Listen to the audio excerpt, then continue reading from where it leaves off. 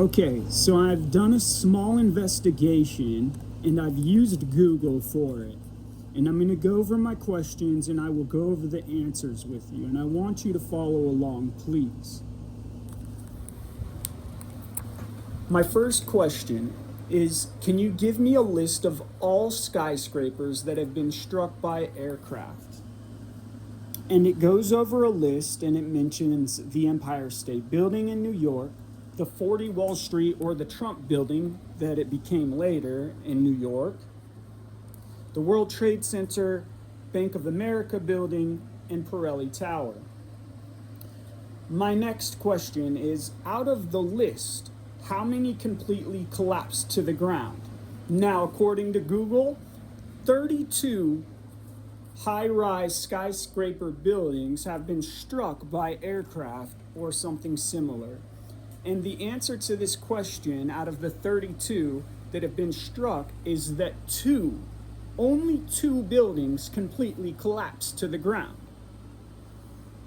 And that was the North Tower and the South Tower of the World Trade Center complex in 9/11. My next question. So there's only been 32 incidents, and out of 32, two report that the buildings collapsed completely. And it says correct. The statistic is accurate.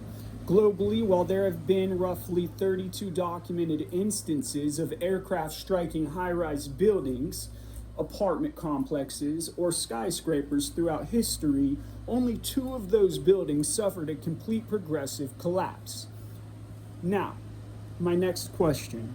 Those two buildings were owned by Dow Jones. Am I correct? I was wrong. Believe it or not, they were originally owned by Port Authority of New York and New Jersey. And so I moved on to, aside from let me go back to that question. You got to understand, Dow Jones, they worked out of that building. I'm sure that the many people that had multi-millions of dollars weren't just gonna go into a building that they thought was not safe.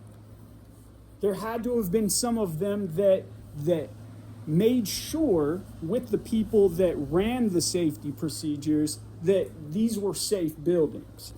I hope you get where I'm going with this.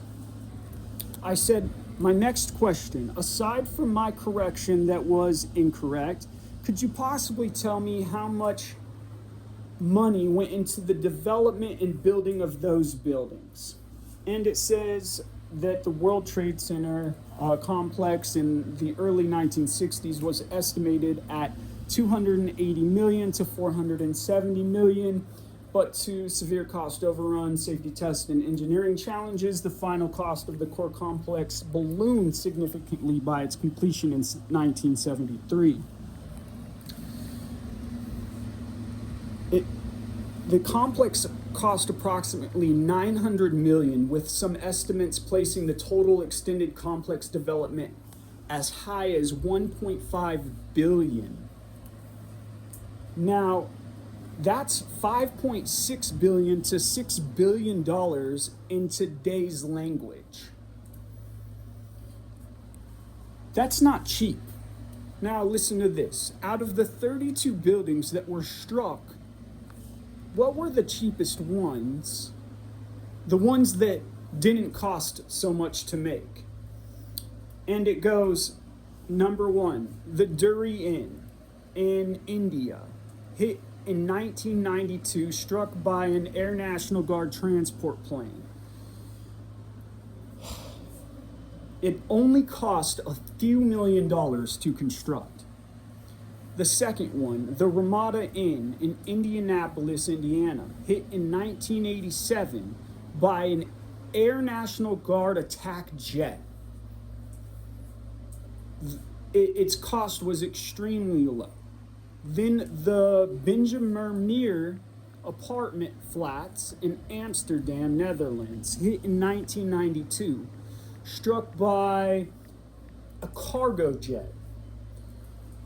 This was an 11-story residential housing complex. It was highly inexpensive compared to commercial office towers. The Sun Valley Mall in California hit in 1985. This was struck by a small aircraft. It's a low-rise suburban shopping. It's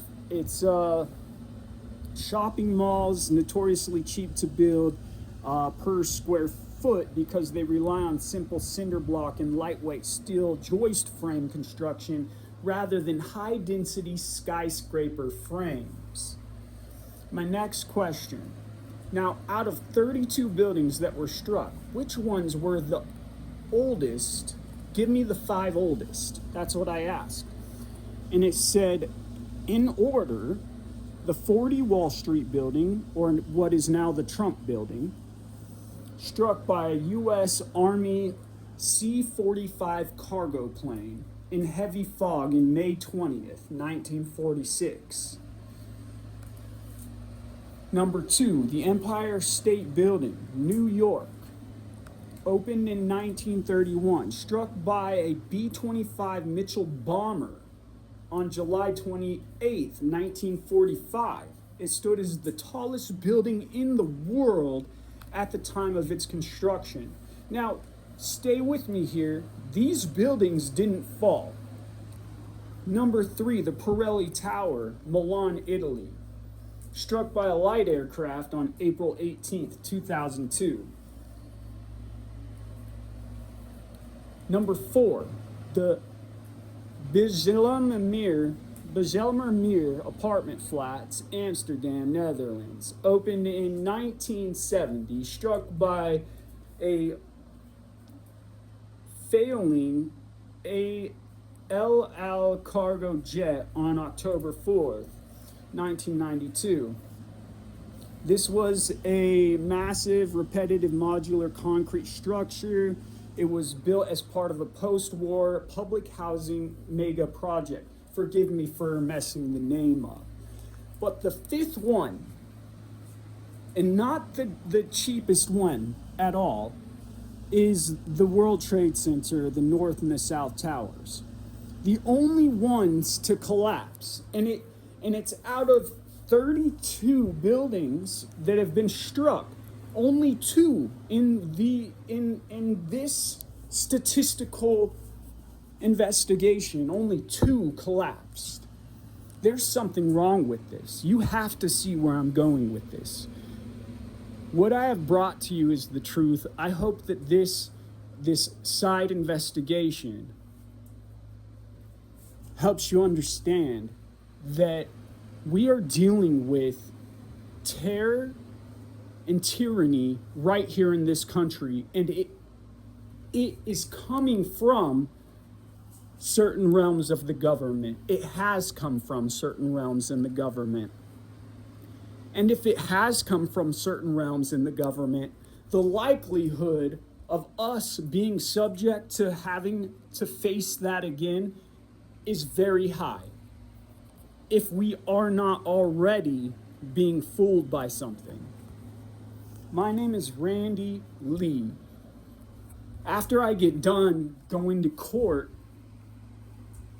for what my foster family put me through, my name's gonna go back to being Randy Thomas Norton, or maybe Thomas Norton, and I don't know what my middle name's gonna be. But I'm telling you right now, people, fellow American citizens, my neighbors, the people that I love and care for, we will not be fooled by any of this. We need to stand together. If you believe in what I'm saying, hit me up, send me a message, find me on Facebook. If you look up on Facebook, Randy Lee from Modesto, California, who went to Embry-Riddle Aeronautical University for one class, or who was in the United States Army for 8 years. I was a scout and an aviator, a scout and a 15 Tango. I'm easy to find. Leave me a message. I want to peaceably assemble with you. Thank you for hearing me out.